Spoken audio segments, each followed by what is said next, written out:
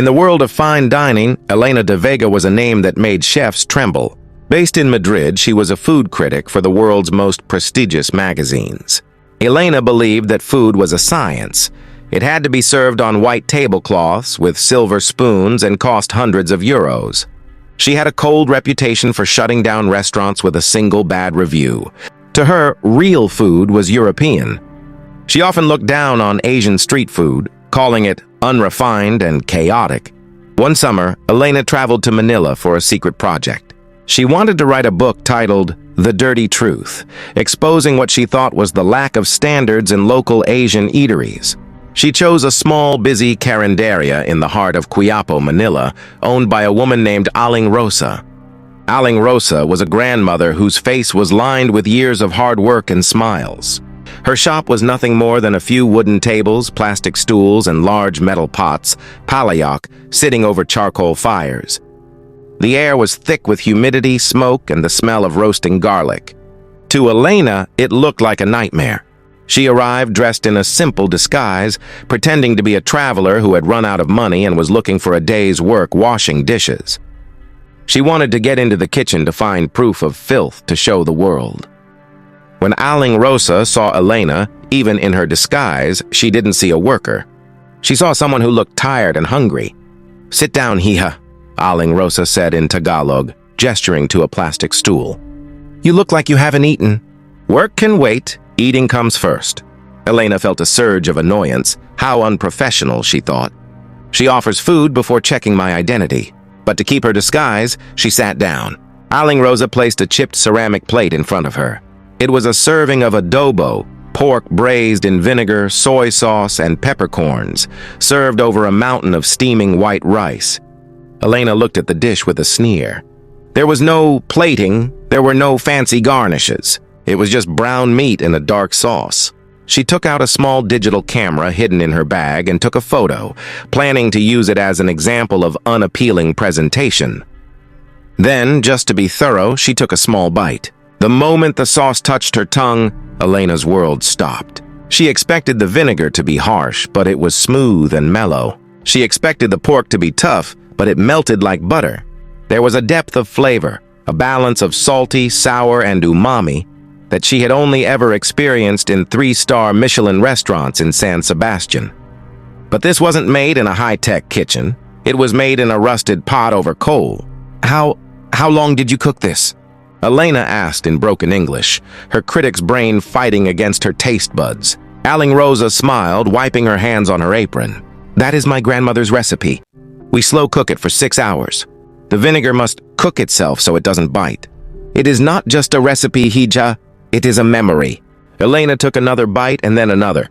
She forgot she was supposed to be a critic. She forgot she was looking for dirt. For the first time in 10 years, she wasn't analyzing the food, she was enjoying it. She felt a warmth in her chest that had nothing to do with the Manila heat. It reminded her of her own grandmother in Spain, who used to cook for the whole village during the festivals. However, Elena's cold mission wasn't over. She followed Aling Rosa into the small kitchen area, expecting to find the proof she needed to finish her book. She looked for expired ingredients or dirty floors. Instead, she saw something that shocked her. Every single vegetable was fresh from the market that morning. The meat was high quality. But most importantly, she saw the way Aling Rosa's helpers worked. They weren't just employees, they were neighbors. They were laughing, singing, and tasting the food with genuine care. In the high-end restaurants of Europe, the kitchens were full of shouting and stress. Here, the kitchen was full of bayanihan. Suddenly, a group of local construction workers entered the shop. They were covered in dust and looked exhausted. Elena watched as Aling Rosa gave them extra-large portions of rice for free. "Eat well," Aling Rosa told them. "You are building our city. You need your strength." Elena realized that Aling Rosa wasn't running a business. She was feeding a community. The dirty caranderia she came to mock was actually a sanctuary of kindness. Just as Elena was beginning to feel guilty, a sleek black car pulled up outside. A local government official, known for being corrupt and arrogant, stepped out. He had been trying to buy the land Aling Rosa's shop sat on to build a luxury parking lot. He walked in looking at the place with the same disgust Elena had felt earlier. "Rosa, the official said loudly. "Your time is up. This place is an eyesore. It's dirty, it's old, and it brings down the value of the neighborhood. Sign the papers today, or the bulldozers come tomorrow." Aling Rosa's smile faded. Her hands trembled. The workers went silent. This was the moment Elena de Vega had to make a choice. She could stay in her disguise, let the shop be destroyed, and go home to write her book about unrefined Filipino food. Or she could reveal who she really was. Elena looked at the empty plate of adobo. She looked at the kindness in Aling Rosa's eyes. She realized that if this place disappeared, a piece of the world's soul would go with it. Elena stood up and took off her oversized glasses and hat. She pulled out her official credentials, the golden card of the International Food Critics Association, and walked toward the official. "My name is Elena de Vega," she said in a clear, commanding voice that she used in the boardrooms of Madrid. "And you are mistaken. This is not an eyesore. This is a cultural landmark. And if you touch one brick of this kitchen, the entire international press will know that you destroyed the best restaurant in the Philippines." The corrupt official laughed, looking at Elena's dusty clothes. "You, a famous critic? You look like a beggar." He reached out to push her aside, but Elena didn't flinch. She pulled out her phone and opened her Instagram account, the one with 5 million followers and the blue checkmark of authority. She showed him a photo she had just taken of the adobo, but this time she had captioned it. "The best meal of my life is found in this humble Filipino kitchen. Any threat to this place is a threat to world heritage." Within seconds, the post began to explode with likes. The official's face turned from red to a ghostly pale white. He knew that in the age of social media, a billionaire critic could ruin a politician's career with one click. He grumbled something under his breath, hopped back into his black car, and sped away. The bulldozers would not be coming today. Aling Rosa stood frozen, her eyes wide. "Who are you really?" she asked in a trembling voice. Elena turned to her, and for the first time in her career, she felt a tear run down her cheek. "I am someone who forgot why I loved food," Elena whispered.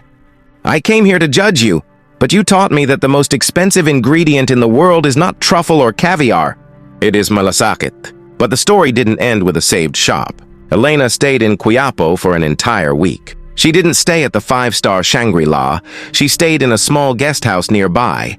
Every morning, she was at the caranderia at 4 a.m., helping Aling Rosa peel garlic and ginger. The world-famous critic, whose hands usually held crystal wine glasses, was now scrubbing heavy iron pots alongside the local community. She watched as a young student came in looking sad because he didn't have enough money for a full meal. Aling Rosa didn't hesitate. She gave him a bowl of soup and a piece of bread, telling him, "Study hard, anak. Pay me back when you are a lawyer."